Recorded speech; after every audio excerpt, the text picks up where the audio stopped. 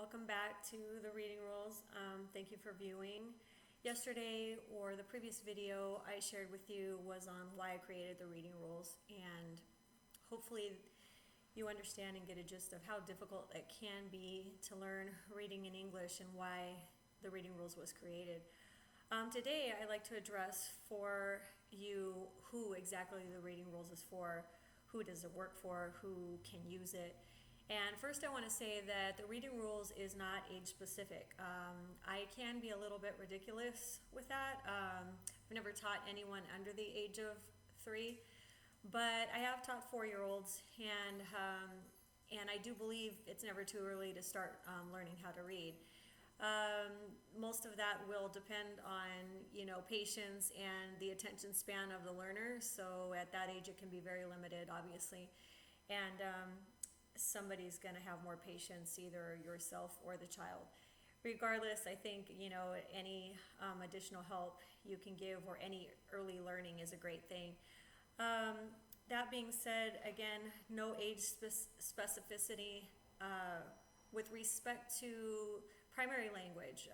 I'd like to address that. I've been a second language teacher for a long time now, and the reading rules works regardless of your primary language. You can speak Korean at home, Japanese, Spanish, and it's been very, very successful with all of those groups.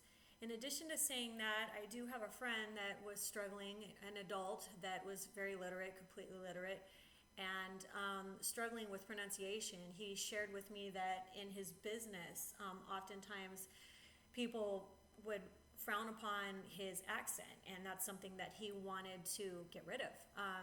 They would, in his words, bid him lower for the work he was doing based on his accent.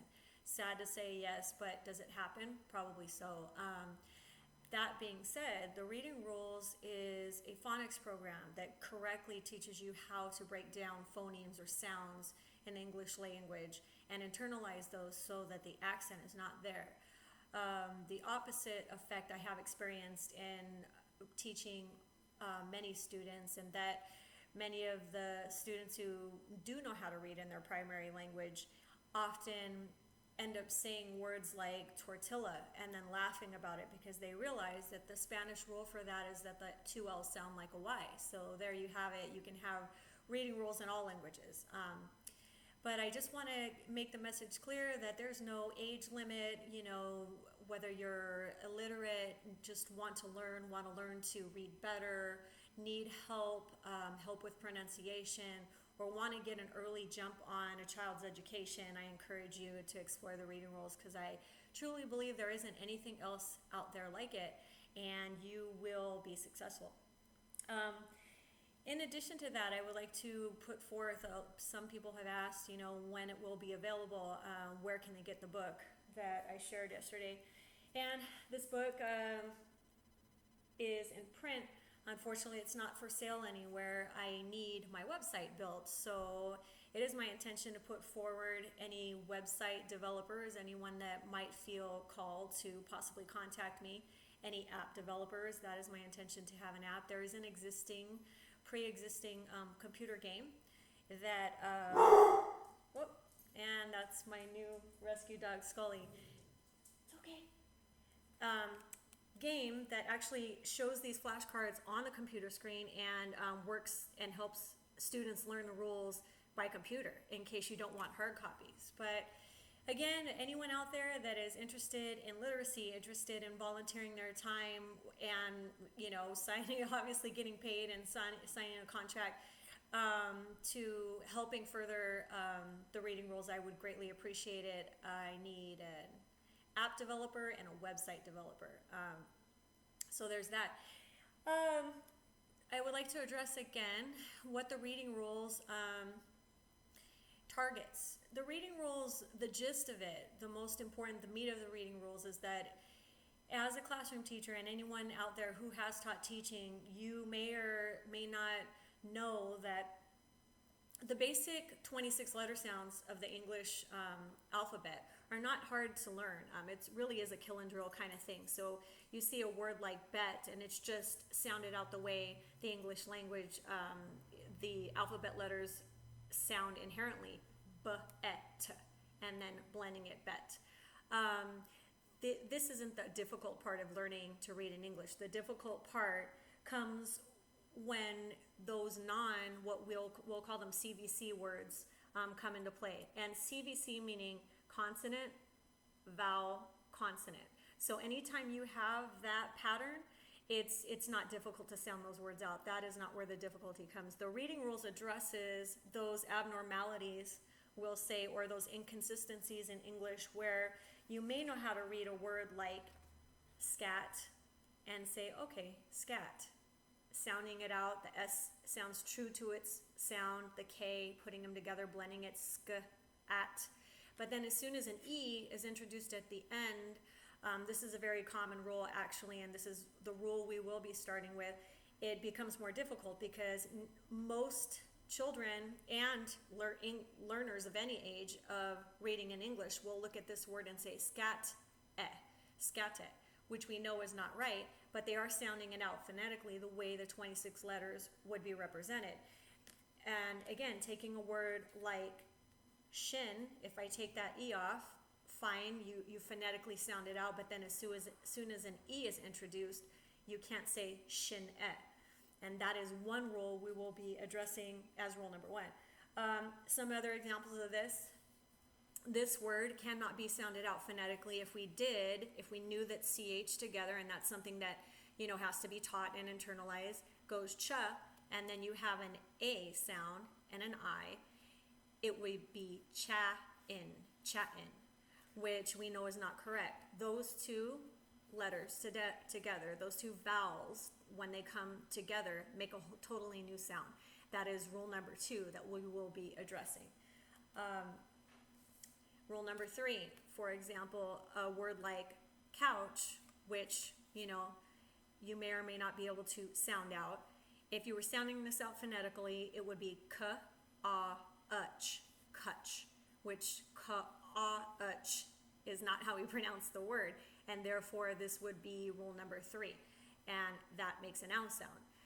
All of these different rules are represented by characters and, as you can see, colors. So all of this becomes important because the different colors are actually triggered in the mind as well as numbers. Rule number 1 through 23, it is very important to internalize the number because many of our learners out there are mathematical spatial geared, and a lot of times will be said, he's a boy, typically, sometimes that's the stereotype, he's better at math, and it doesn't have to be so. But linking the numbers to the learner's brain helps to internalize those sounds with a number. I had gotten rid of the numbers early on and tried it without numbers, and it really didn't work as well.